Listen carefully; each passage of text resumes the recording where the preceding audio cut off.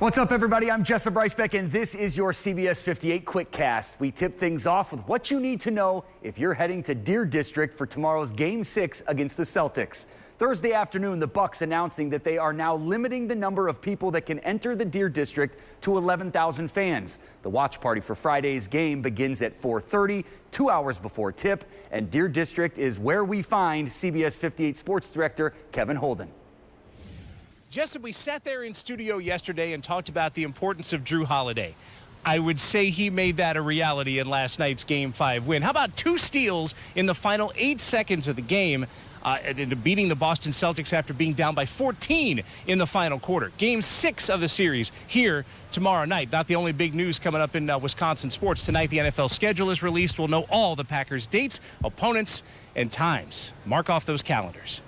Game 5 was so much fun. Thank you, Kevin. Well, the Bucks winning on the court and in the community, teaming up with the Hunger Task Force for the Block the Hunger campaign. It helped raise more than $16,000 to go toward nutritious food for students, and dozens of those students were treated to lunch at Fiserv Forum today. Turning now to ready weather, and Drew, what's going on tonight? And if you can, give us a look at what the Deer District will look like tomorrow. Tonight's great. Temps in the 60s, more 80s tomorrow. There will be a few thunderstorm chances west of Milwaukee, so your Deer District forecast looks great.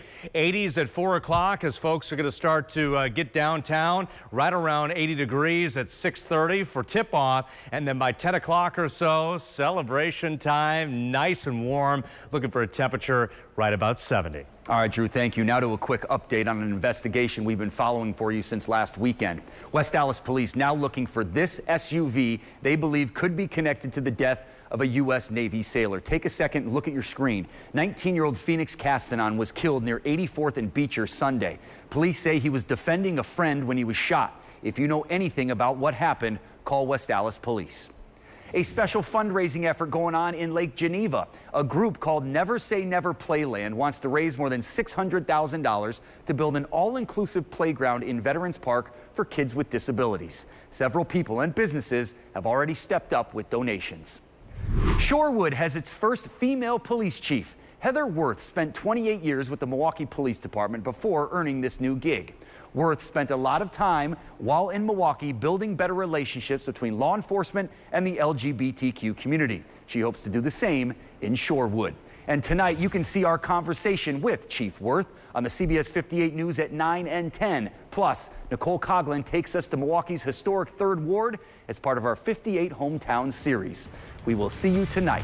But for now, that is your CBS 58 Quickcast. Now, if you want more information on any of these stories, you can find it on our website. I'm Jessup Reisbeck. Thanks so much for watching.